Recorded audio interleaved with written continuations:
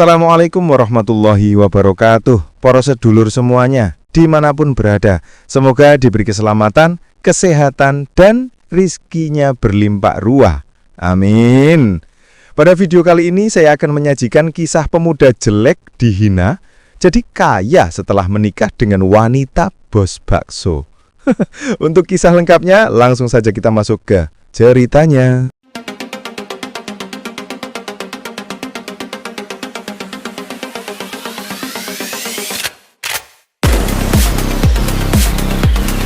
Namaku Bima. Sejak kecil, aku sudah terbiasa menjadi bahan ejekan. Wajahku dianggap tidak menarik, hidung pesek, kulit gelap karena terlalu sering bekerja di bawah matahari, tubuhku kurus dan tampak lemah. Orang-orang di kampung sering berkata aku tidak akan pernah bisa mendapatkan masa depan yang cerah, apalagi seorang istri yang cantik dan kaya.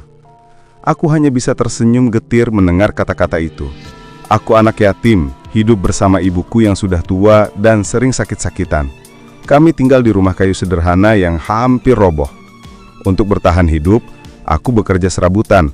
Kadang mengangkut barang di pasar, kadang membantu orang membersihkan halaman, bahkan tak jarang aku harus menahan lapar demi ibuku. Meski begitu, aku selalu berusaha tegar. Aku percaya bahwa suatu hari nanti, Tuhan pasti akan memberiku jalan. Aku tidak ingin selamanya dianggap remeh hanya karena wajahku dan kemiskinanku. Namun di balik semua kepahitan itu, ada satu hal yang membuatku bahagia. Ibuku selalu mendukungku. Ia sering berkata, "Nak, orang boleh menghina wajahmu, tapi tidak ada yang bisa merendahkan hatimu." Kata-kata itu yang membuatku kuat bertahan setiap hari. Hari-hariku berjalan seperti biasa, bekerja seadanya, hidup pas-pasan, dan mencoba tidak peduli pada hinaan orang. Aku memang pemuda jelek dan miskin, tapi aku masih punya mimpi. Aku tidak pernah tahu bahwa takdir akan membawaku bertemu dengan seorang wanita luar biasa. Seseorang yang akan mengubah hidupku untuk selamanya. Hari itu, aku baru saja selesai mengangkut karung sayuran di pasar. Peluh membasahi bajuku. Perutku keroncongan karena sejak pagi hanya meneguk air putih. Aku duduk di tepi jalan, menatap orang-orang lalu lalang yang tampak lebih beruntung dariku. Saat itulah aroma harum kaldu menyeruak, membuatku menelan ludah. Bau gurih itu berasal dari sebuah warung bakso yang selalu ramai di pojok pasar. Warung sederhana, tapi penuh pengunjung. Orang-orang bilang, bakso di situ paling enak dan pemiliknya seorang wanita cantik yang sukses. Aku hanya bisa berdiri di depan warung itu, menatap mangkuk-mangkuk bakso yang disajikan, sementara isi kantongku bahkan tidak cukup untuk membeli satu porsi. Tiba-tiba, dari balik keramaian, seorang wanita dengan senyum ramah mendekat. Ia mengenakan celemek sederhana, namun matanya mencarkan ketegasan seorang pemimpin. "Mas, dari tadi saya lihat kamu cuma berdiri, mau makan? Duduk saja dulu," katanya. Aku kaget, wajahku memanas.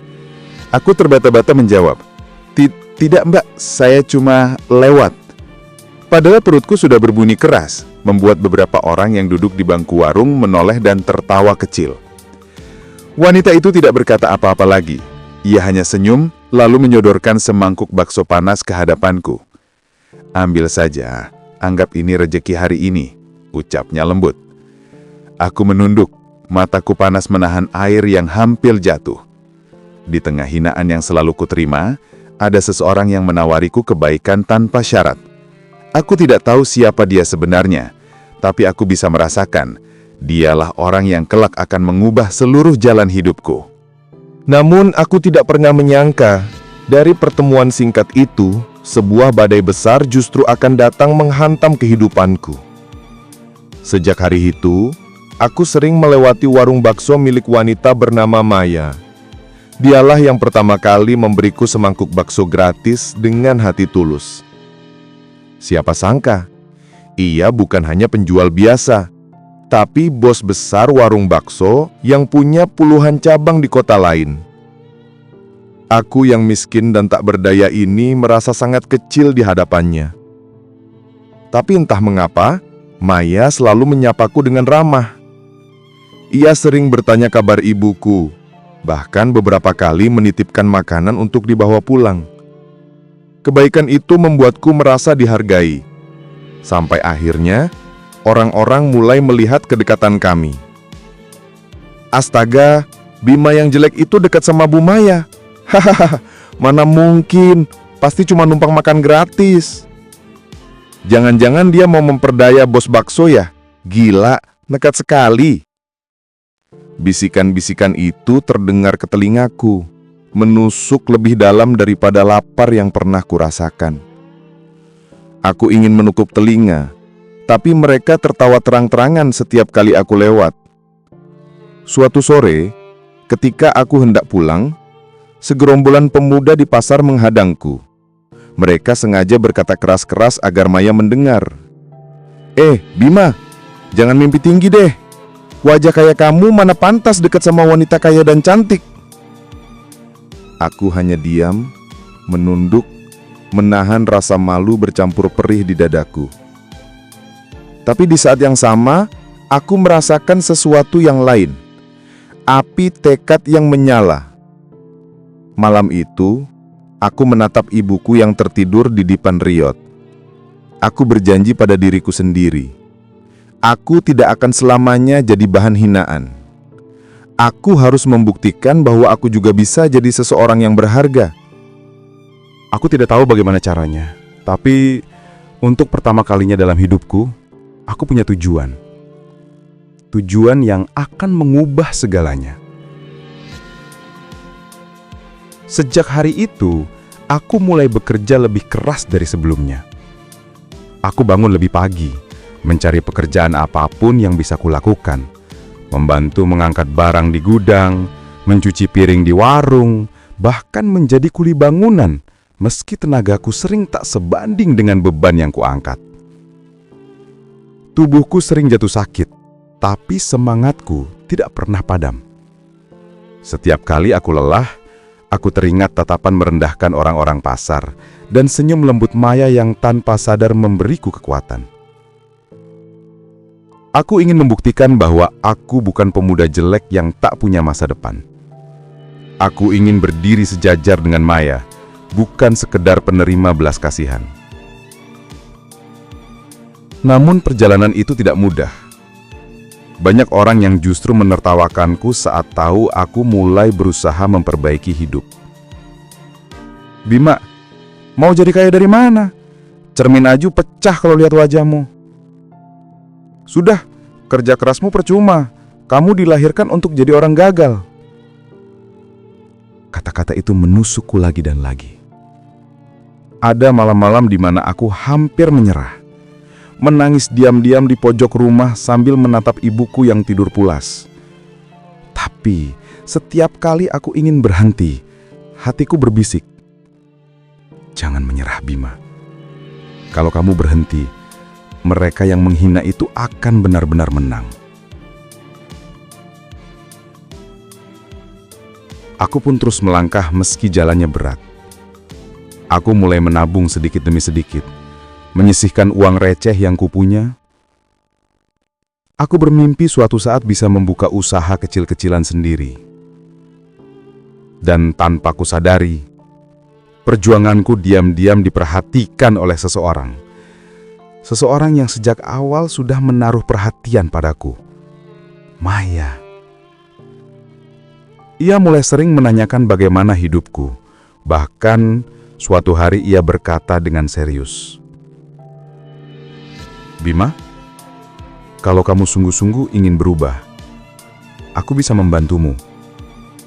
Tapi kamu harus berani menghadapi resikonya."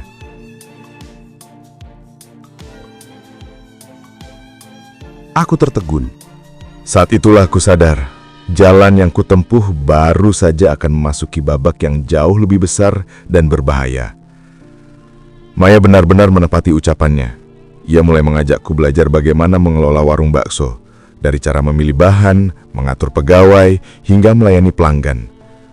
Semua yang dulu asing bagiku, kini jadi pelajaran baru setiap hari. Awalnya aku bersemangat, merasa ada cahaya terang di depan mata. Namun semakin jauh aku melangkah, semakin besar pula tantangan yang datang. Para pesaing usaha Maya tidak suka melihat kehadiranku. Mereka menyebarkan gosip bahwa aku hanya menempel demi harta. Bahkan karyawan di warung sering berbisik-bisik ketika aku lewat. Kenapa Bu Maya percaya sama dia? Orang seperti Bima cuma akan merusak nama baik warung. Aku yakin, sebentar lagi warung ini bisa bangkrut karena dia. Bisikan itu menjadi duri di hatiku. Aku berusaha menutup telinga, tapi setiap kali aku salah langkah, entah terlambat datang, salah mencatat pesanan, atau salah memberi kembalian, semua orang langsung menyalahkanku. Hari-hariku penuh tekanan. Aku mulai kelelahan, tidur hanya beberapa jam karena harus membantu ibuku di rumah, lalu pagi-pagi sudah bekerja di warung. Tubuhku semakin kurus, mataku cekung. Aku mencoba meyakinkan diriku. Semua ini demi membuktikan bahwa aku mampu. Tapi kenyataannya, aku mulai goyah. Suatu malam Maya menatapku dalam-dalam. Bima, aku percaya kamu bisa. Tapi kalau kamu ingin bertahan, kamu harus siap kehilangan sesuatu yang sangat berharga bagimu. Apakah kamu siap? Pertanyaan itu membuatku terdiam. Apa maksudnya? Kehilangan apa? Namun aku tahu satu hal. Apapun resikonya, aku tidak bisa mundur lagi. Jalan ini sudah kuambil, dan aku harus terus melangkah meski semua terasa semakin menyesakan. Tapi ternyata, tekad saja tidak cukup. Hari demi hari, tekanan semakin berat. Penjualan warung tiba-tiba menurun drastis. Pelanggan mulai beralih ke tempat lain. Orang-orang menyalahkanku, berkata bahwa sejak aku ikut campur, keberuntungan Maya hilang. Aku merasa hancur.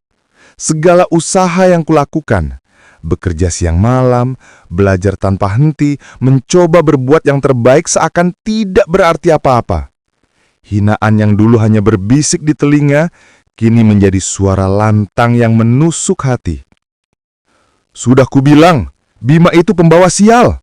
Kalau Maya tidak segera menyingkirkannya, warung ini bisa habis. Aku berdiri di tengah keramaian pasar, mendengar semua itu sambil menunduk. Rasa malu bercampur sakit hati membuat dadaku sesak. Aku ingin berteriak, tapi suaraku seakan terkunci. Malam itu, Maya menemuiku di depan warung yang mulai sepi. Matanya tajam tapi juga penuh keraguan. Bima, ucapnya lirih. Kamu harus memilih. Tetap bertahan bersamaku, menghadapi semua hinaan ini, atau pergi demi kebaikanmu sendiri. Dunia seakan berhenti berputar. Kata-kata itu mengguncangku. Pergi berarti aku akan kembali pada hidupku yang lama, miskin, dihina, tanpa harapan. Tapi bertahan berarti aku harus rela kehilangan segalanya, harga diri, tenaga, bahkan mungkin kepercayaan Maya padaku. Aku terjebak dalam pilihan yang sama-sama menyakitkan. Untuk pertama kalinya, aku merasakan bahwa apapun keputusan yang kuambil, aku tetap akan kalah. Tapi, aku tidak bisa hanya diam. Malam itu, aku menatap Maya dengan mata bergetar, lalu berkata, "Aku tidak akan pergi. Meski semua orang menghina, aku ingin tetap bertahan di sisimu. Aku ingin membuktikan bahwa aku bukan hanya beban." Maya terdiam lama, kemudian menghela napas berat. "Kalau itu pilihanmu, Bima, bersiaplah. Jalan ini tidak akan mudah." Sejak saat itu, aku berjuang dengan sisa tenaga yang kupunya. Aku mencoba membujuk pelanggan lama agar kembali, menawarkan senyum meski hatiku hancur. Bahkan turun langsung berjualan bakso keliling meski tubuhku sering gemetar karena lelah. Aku berharap pengorbanan itu bisa mengubah keadaan. Tapi kenyataan justru semakin pahit. Warung tetap sepi, fitnah semakin menjadi-jadi, dan orang-orang mulai menjauhi Maya karena dianggap salah memilih orang. Suatu sore, ketika hujan deras mengguyur pasar, aku berdiri sendirian di depan warung yang kosong. Tanganku menggenggam uang hasil jualan hari itu. hanya beberapa lembar lusuh yang bahkan tidak cukup untuk membeli bahan baku besok. Aku menatap langit yang kelam, lalu berbisik lirih. Apakah semua ini salahku? Air mataku bercampur dengan tetesan hujan. Aku sudah berjuang sekuat tenaga, tapi semua usahaku justru menenggelamkanku lebih dalam.